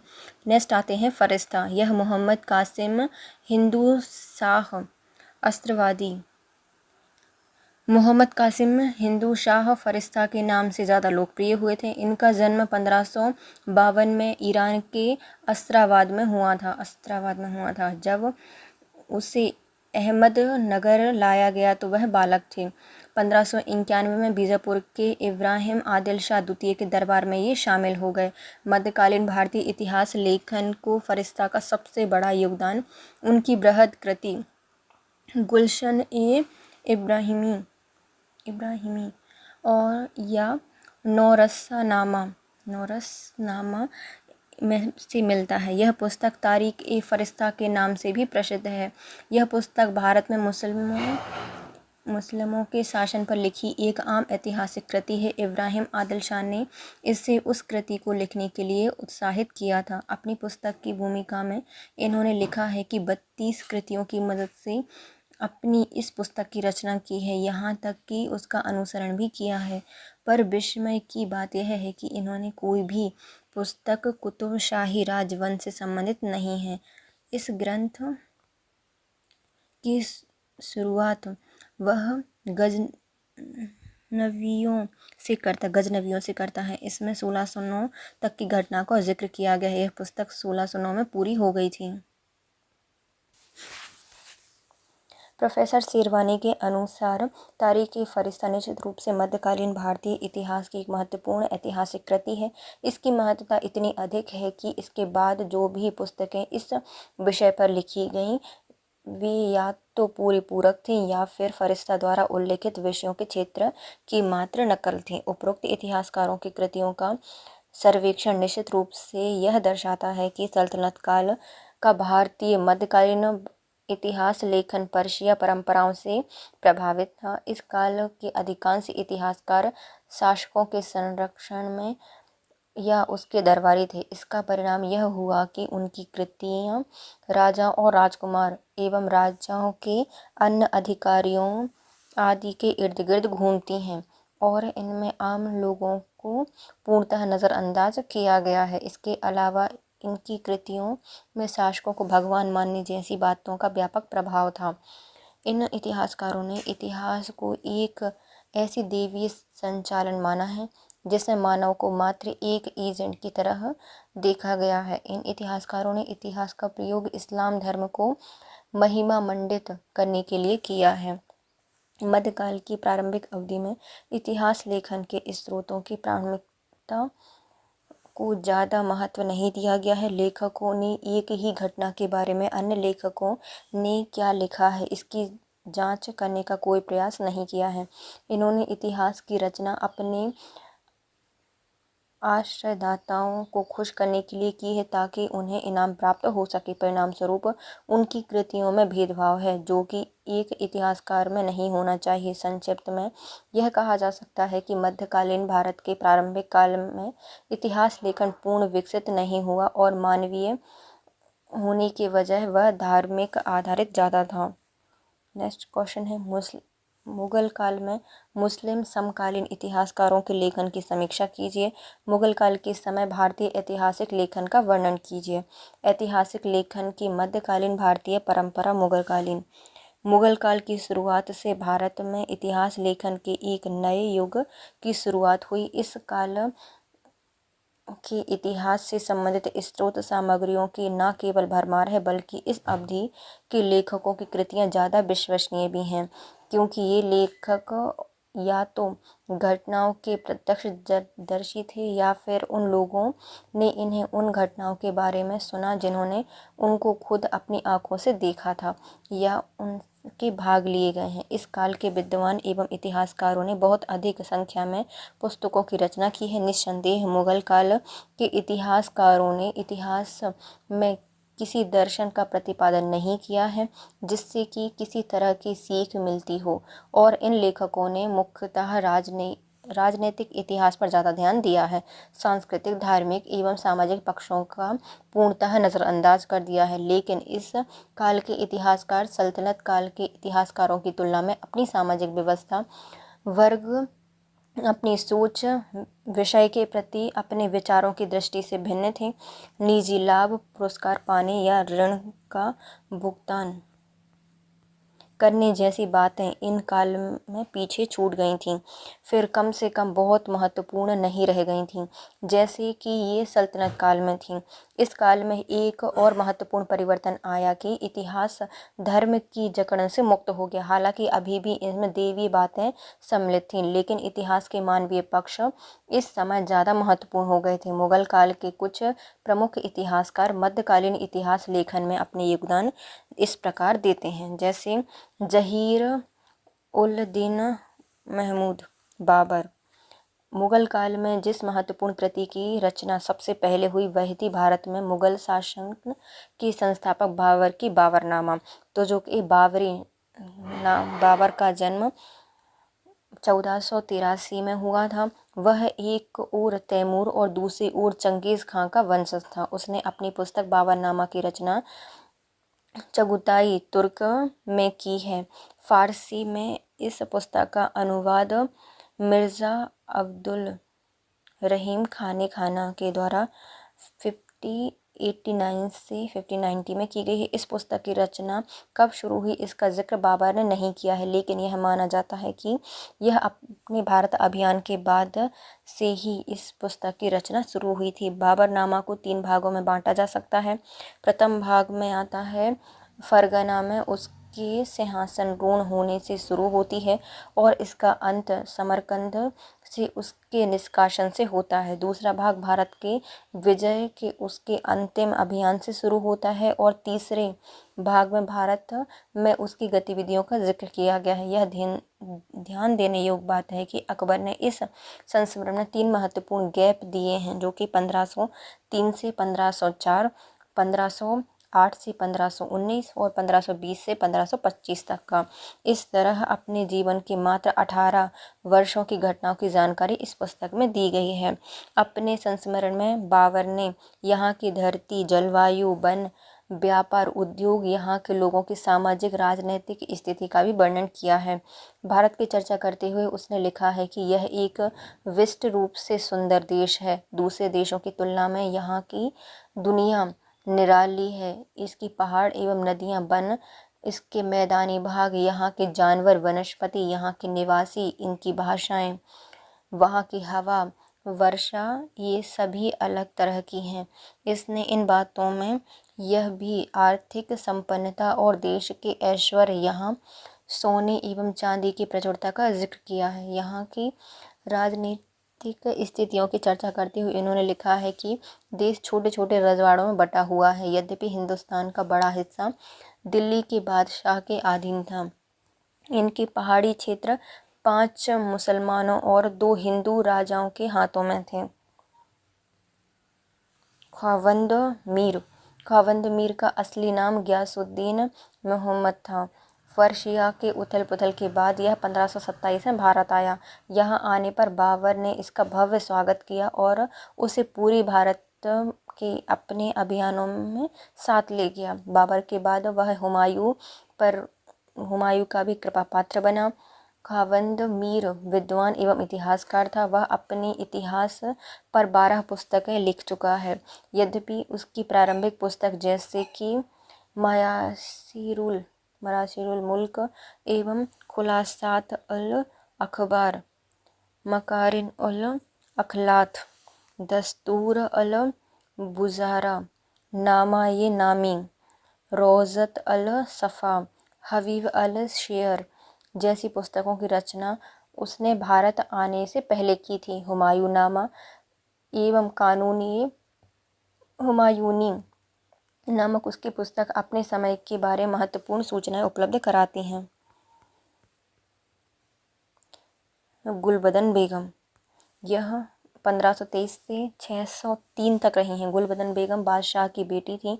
इनका 1523 में जन्म हुआ था। इनकी मृत्यु 80 वर्ष से बाद हुई थी। यह बाबर एवं हुमायूं के जीवन के बारे में अकबर के कहने पर लिखना शुरू किया था। उनकी पुस्तक हुमायूंनामा के 2 भाग हैं, जिनमें प्रत्येक में क्रमशः बाबर और हुमायूं के इतिहास का जिक्र है। गुलबदन बेगम कई घटनाओं से प्रत्यक्षतः जुड़ी हुई थी, इसलिए उसने जो लिखा उसे काफ़ी विश्वसनीय माना जा सकता है। ऐसी घटना जिनमें वह शरीक नहीं हुई थी, उसने इनके बारे में ऐसे लोगों से जानकारी प्राप्त की जिन्होंने खुद भाग लिया था। पूर्व की घटनाओं के बारे में जानकारी प्राप्त करने के लिए उससे हरम की विशिष्ट महिलाओं से भी मदद मिली। मिर्ज़ा हैदर बाबर का चचेरा भाई था। इनका जन्म ताशकंद में हुआ था। इनके पिता मोहम्मद हुसैन कुराकान की मृत्यु के बाद यह भारत आ गए। बाबर ने यहाँ आने पर इनका भव्य स्वागत किया और उसे पिता जैसा प्यार दिया। एक प्रखंड विद्वान के अलावा मिर्ज़ा हैदर एक साहसी सेनानायक भी थे। इन्होंने कुमारान एवं हुमायूं के अधीन नौकरी की है। शेरशाह सूरी के खिलाफ कन्नौज की लड़ाई में हुमायूं की ओर से लड़ा था। बाद में उसे अपने शासन की पुनर्स्थापना में भी मदद मिली थी। मिर्ज़ा हैदर विद्वान था और समकालीन विद्वानों में उनका आदर था। उनकी प्रमुख कृति में आती है तारीख़-ए-रमशीदी। इस ग्रंथ की प्रशंसा करते हुए एस्किन ने लिखा है कि इसे एक विद्वान और विशेषज्ञता रखने वाले व्यक्ति के द्वारा लिखा गया है और जिन व्यक्तियों और घटनाओं के बारे में इसने लिखा है उससे वह पूर्णतः परिचित था। इस पुस्तक में 2 हिस्से हैं। पहले भाग में मुगलिस्तान और कसगर के मुगल खानों के बारे में दिया गया है। इनकी शुरुआत तुगलक तैमूर मुगल खानदान की गद्दी संभालने से हुई और अंत उन्होंने अपनी ज़िंदगी की उन घटनाओं से किया है जिसमें उन्होंने खुद भाग लिया था। जौहर अफ्तावची ने अकबर के निर्देश पर तज़किरात उल बकीफ़त की रचना हुई। यह हुमायूं के शासनकाल में 25 वर्ष तक विभिन्न पदों पर रहा और उनकी कृतियां बादशाह के साथ उनके निकट संबंधियों पर आधारित थीं। उनकी पुस्तक हुमायूं शाही या जवाहिर-ए-शाही के नाम से जानी जाती है। इस पुस्तक में हुमायूं के बारे में बहुत ही उपयोगी जानकारी दी गई है। अफ्तावची ने हुमायूं की मृत्यु के लगभग 30 वर्ष बाद इस पुस्तक की रचना शुरू की थी। इसलिए लंबी अवधि बीत जाने के कारण कई घटनाओं के बारे में याददाश्त के बिगड़ जाने से घटनाओं की सटीकता निश्चित रूप से प्रभावित हो गई है। प्रोफेसर डॉवसन ने लिखा है कि इन्होंने जो लिखा है वह समकालीन घटनाओं के घटित हुए रिकॉर्ड नहीं है, बल्कि 30 साल बाद उन घटनाओं के बारे में उनके संस्मरण हैं। इसलिए लेखक ने भले ही घटनाओं को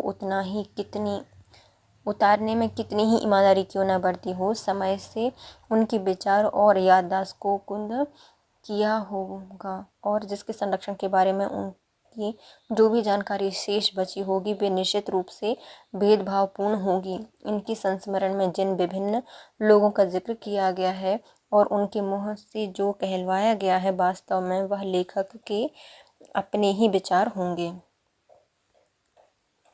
अब्बास खान सरवानी अफगानी थे और वे शेरशाह सूरी के दूर के रिश्तेदार थे। इन्होंने तारीख-ए-शेरशाही, तोहफ़ा-ए-अकबर शाही नामक पुस्तकों की रचना की है। इन्होंने अकबर के निर्देशन पर इस पुस्तक को लिखा था। इन्होंने 1579 में इसे पूरा किया था। इस पुस्तक में शेरशाह और उनकी जगह गद्दी पर बैठने वालों के जीवन एवं शासनकाल का इतिहास संग्रहित है। शेरशाह सूरी और उनके चरित्र के बारे में उचित आकलन करने के लिए यह पुस्तक उपयोगी है। इस पुस्तक के लिए शेरवानी ने शेरशाह सूरी के निकट रहे और महत्वपूर्ण अफगान दरबारियों एवं अधिकारियों और अन्य विभिन्न स्रोतों से सूचनाएं संग्रहित की। शेरवानी ने न केवल शेरशाह को कुछ विशेष गतिविधियों के बारे में प्रमुख सूचनाएं उपलब्ध कराई, बल्कि उनकी खामियों की ओर भी इशारा किया। उनकी पुस्तक की महत्ता का आकलन इस तथ्य से किया जा सकता है कि बाद के इतिहासकारों जैसे कि बदायूनी, निजामुद्दीन ने इनकी पुस्तकों से काफ़ी सूचनाएं ली हैं। अबुल फजल, यह शेख अबुल फजल हिजाजी अरब परिवार के थे।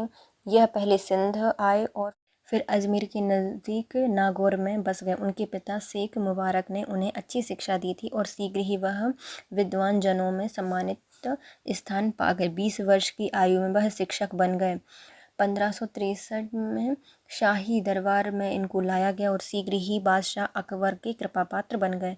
उनके अध्यवसाय, उनकी बुद्धि, उनके समर्पण, उनके स्वामी भक्ति से अकबर काफ़ी प्रभावित हुए और वह बाद में प्रधानमंत्री के पद पर पहुंच गए। वे एक अच्छे राजनेता होने के साथ साथ अबुल फजल एक राजनयिक सेनापति तो थे ही और एक अच्छे लेखक भी थे। इन्होंने अपनी 2 प्रसिद्ध कृतियां अकबरनामा और आइन-ए-अकबरी के द्वारा मध्यकालीन भारत के इतिहास लेखन में महत्वपूर्ण योगदान दिया है। अकबर के शासनकाल के इतिहास के बारे में ये 2 पुस्तकें महत्वपूर्ण स्रोत हैं। अकबर के निर्देश पर अबुल फजल ने अकबरनामा की रचना की। इनके समकालीन रिकॉर्ड अन्य स्रोतों के साथ साथ दरबार में नौकरों और शाही परिवारों के पुराने सदस्यों से पूछताछ करके सामग्री का संकलन किया। इन्होंने इस पुस्तक को 7 वर्ष की अथक मेहनत के बाद 1596 में पूरा किया था। अब्दुल कादिर बदायूनी, मुल्ला अब्दुल कादिर बदायूनी के नाम से प्रसिद्ध हुआ था। इनका जन्म 1540 में बदायूनी में हुआ था। 12 वर्ष की आयु में इनके पिता मुलूक शाह शिक्षा दिलाने के लिए इन्हें शेख हकीम संभाली के पास ले गए। बाद में इन्हें शेख मुबारक नागौरी के अधीन अबुल फजल एवं फैज़ी के साथ साथ शिक्षा ग्रहण की है। 1574 में यह अकबर के दरबार में लाए गए। अकबर धर्म के बारे में इनकी विद्वता से काफ़ी प्रभावित हुआ और उसे दरबारी इमाम नियुक्त कर दिया गया। लेकिन अबुल फजल और फैज़ी के दरबार में नियुक्त होने के बाद वह अकबर पर इतना बड़ा कृपापात्र नहीं बन पाया, पृष्ठभूमि से चला गया। वह न केवल इन दोनों विद्वानों से ईर्ष्या करने लगा, बल्कि अकबर की मुक्त सोच और उसके विस्तृत धार्मिक विचार के बारे में भी उनके मन में असंतोष जाग गया।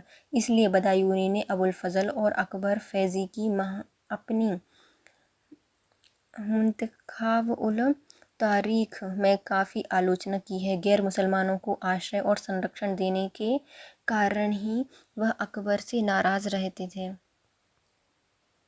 बदायूनी ने कई पुस्तकें लिखी हैं जिनमें उनकी कुछ प्रमुख हैं, जैसे कि किताह उल अहदिश, तारीख ए अल्फी, वह अल असमार, नजात उल रशीद, तुर्जुमा ए महाभारत, तुर्जुमा ए रामायण, तुर्जुमा ए सिंहासन बत्तीसी, तुर्जुमा ए तारीख ए कश्मीर, मुंतखाब उल तारीख आदि बदायूनी की प्रमुख कृतियां हैं। ख्वाजा निज़ामुद्दीन अहमद बाबर के विश्वासी नौकर अहमद ख्वाजा मुकीर हरावी के बेटे थे। हरावी ने बाबर को उनके सिंहासन रोहण में मदद की थी और चौसा में शेरशाह सूरी से हारने के बाद हिंदुस्तान से भागने के समय भी वह उनके पक्ष में रहे थे। निज़ामुद्दीन ने अकबर के अधीन सैनिक के रूप में अपने जीवन की शुरुआत की और वह कई विजय अभियानों में अकबर के साथ रहा। उनकी उत्कृष्ट सेवा के बल पर वह अकबर के अधीन राज्यों में वज़ीर के पद पर पहुंचा। प्रशासन में अनेक महत्वपूर्ण पद पर रहने के अलावा इतिहास को इसका सबसे बड़ा योगदान माना जाता है। इनकी पुस्तक तबक़ात ए अकबरी, जिसे इन्होंने 1593 में पूरा किया था। इस पुस्तक में भारत पर मुसलमानों की विजय से लेकर इस पुस्तक के समापन तक इतिहास का वर्णन किया गया है। निज़ामुद्दीन हमें बताते हैं कि उन्होंने अपनी पुस्तक का आधार अकबरनामा और 28 अन्य ऐतिहासिक किताबों को बनाया है। इसमें अधिकांश वह उपलब्ध नहीं है। वह पुस्तक 9 भागों में है और 1593 तक दिल्ली के सुल्तानों एवं बादशाहों का वर्णन करती है।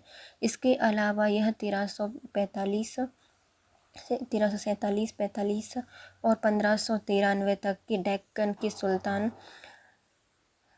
1390 से 1573 के बीच गुजरात के सुल्तान, 1406 से 1559 तक मालवा के सुल्तान एवं 1340 से 1576 तक बंगाल के सुल्तान, 1382 से 1476 तक के बीच जौनपुर के सुल्तान एवं 1346 से 1586 के बीच में कश्मीर के सुल्तानों का, 1405 से 1592 तक के सिंध के सुल्तानों का उसने जिक्र किया है।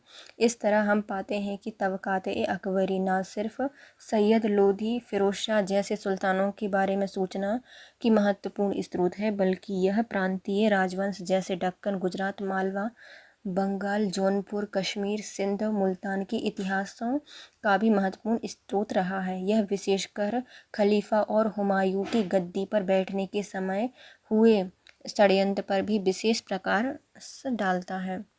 जहांगीर, बादशाह जहांगीर ने अपनी आत्मकथा लिखी है।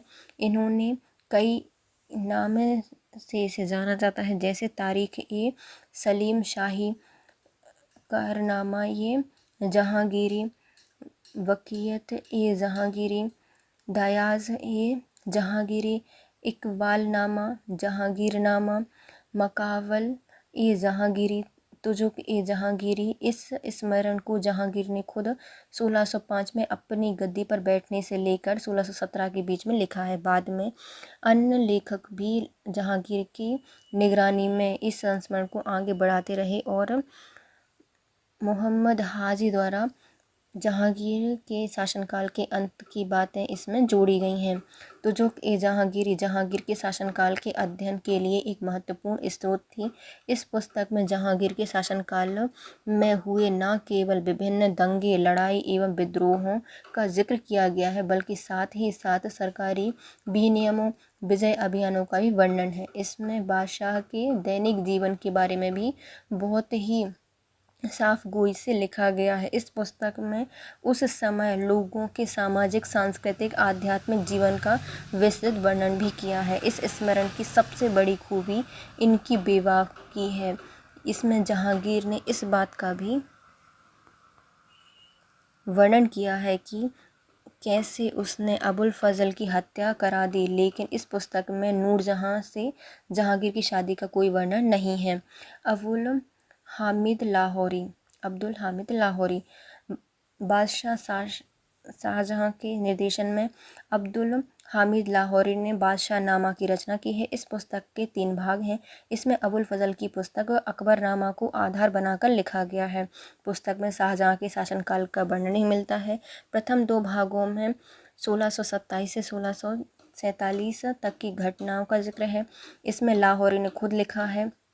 जैसे तीसरे भाग में 1647 से 1657 तक की अवधि का वर्णन मिलता है, जिसे लाहौरी की मृत्यु के बाद उनके शिष्य मोहम्मद वारिश ने लिखा है। बादशाहनामा शाहजहाँ के शासनकाल की जानकारी देने वाली एक महत्वपूर्ण किताब मानी जाती है और बाद में इतिहासकारों ने इसमें कई सूचनाएं इससे उधार ली हैं। इनायत खान शाहजहाँ के शासनकाल के बारे में महत्वपूर्ण सूचनाएं देने वाली एक अन्य पुस्तक शाहजहाँनामा की रचना इनायत खान ने की है। शाहजहाँ के शासनकाल में इनायत खान विभिन्न महत्वपूर्ण पदों पर रहे। बादशाह ने इसे उनके मित्रवत संबंध थे, इस वजह से उनको प्राप्त होने वाली सूचनाएं काफ़ी विश्वसनीय थीं, लेकिन इनकी कृति पूर्ववर्ती लेखकों की कृतियों पर आधारित थी। उनकी पुस्तक शाहजहाँनामा की भूमिका में उन्होंने खुद स्वीकार किया है कि उसका उद्देश्य शाहजहाँ के शासनकाल का इतिहास साधारण, सुस्पष्ट रूप से और शेख अब्दुल हामिद की 3 भागों की पुस्तक को साधारण एवं संक्षिप्त रूप से लिखना था। मिर्ज़ा मोहम्मद काजिम मोहम्मद आमीन का बेटा था। काजिम ने 1688 में औरंगज़ेब के कहने पर आलमगीरनामा की रचना की है, लेकिन जब उसने इस पुस्तक में औरंगज़ेब के शासनकाल के अभी मात्र 11 वर्षों का ही वर्णन मिलता है, तो एक दिन उसे औरंगज़ेब का फरमान मिला कि वह इस पुस्तक को लिखना बंद कर दे। इसलिए इस पुस्तक में औरंगज़ेब के शासनकाल के मात्र 11 वर्षों की ही घटना का वर्णन किया गया है। जैसे कि इलियट और डॉक्सन ने लिखा है कि आलमगीरनामा एक दरबारी विद्वान विरुद्ध गान, चिकनी चुपड़ी बातों और आलोचना और गाली गलौज से भरा है। औरंगज़ेब की प्रशंसा में एक के बाद एक प्रशंसात्मक बातें कही गई हैं और इससे उपाधियों से लाद दिया गया है। इसके दुर्भाग्यशाली भाई पर इससे न केवल गालियों की बौछार की गई, बल्कि उसके नाम तक को विकृत किया गया है। मोहम्मद शाकी मुस्तैद खान औरंगज़ेब के शासनकाल की पूरी अवधि का सुविस्तार वर्णन मुश्ताक खान की पुस्तक मासिर-ए-आलमगीरी में मिलता है। इसको इन्होंने 1710 में पूरा किया था। अपने संरक्षण औरंगज़ेब के कहने पर उसने इस पुस्तक की रचना की थी। मुस्तैद खान औरंगज़ेब की सेवा में 40 वर्षों तक रहा और उसने अपनी पुस्तक में जिन घटनाओं का जिक्र किया है उनमें से अधिकांश को उसने प्रत्यक्षतः देखा है। सरकारी दस्तावेज़ों का भी उसने अपनी पुस्तक में के लिए स्रोत के रूप में प्रयोग किया है। इस पुस्तक में औरंगज़ेब के शासनकाल के 51 वर्षों का विस्तार से वर्णन किया गया है। तथ्य यह है कि औरंगज़ेब के शासनकाल के प्रथम 10 वर्षों का उसका विवरण मिर्ज़ा मोहम्मद काजिम की पुस्तक आलमगीरनामा का संक्षिप्त रूप है, लेकिन इसके बाद के वर्षों का जो उसने वर्णन किया है वे उसके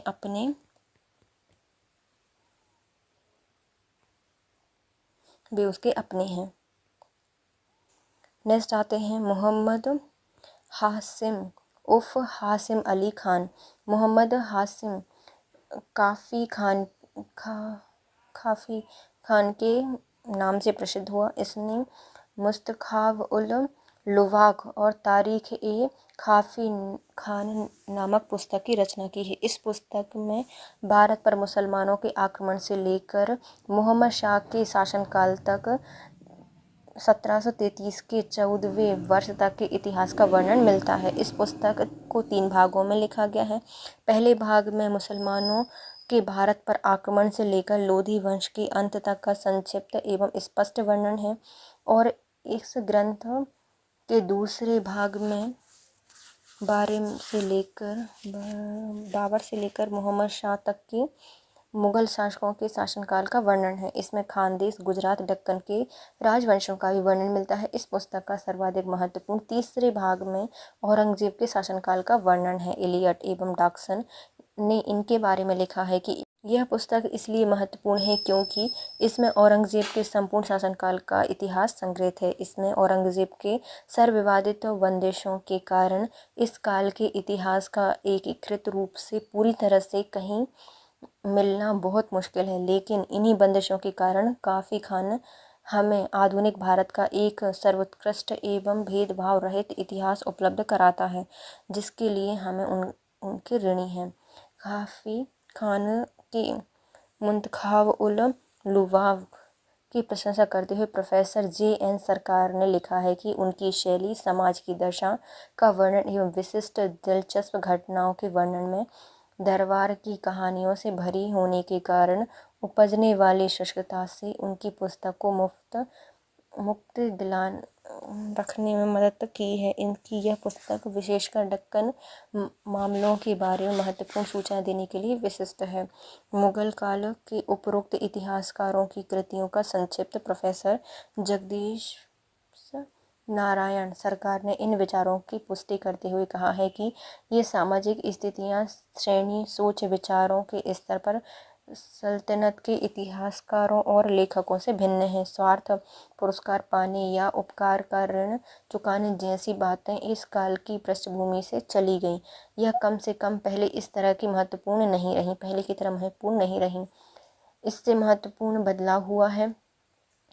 मुगल काल में इतिहास का धर्मनिरपेक्षीकरण। मुगल काल में इतिहास लेखन में अन्य महत्वपूर्ण परिवर्तन यह आया है कि इतिहास दैवीय कम और मानवीय ज़्यादा हुआ है। यहाँ तक कि बच्चों की तरह समझाने की बात कम हुई है और इतिहासकारों ने घटना एवं गतिविधियों के प्रभाव को ज़्यादा तरजीह दी है। एक आम या अस्पष्ट नैतिक चेतावनियों से बच गया है।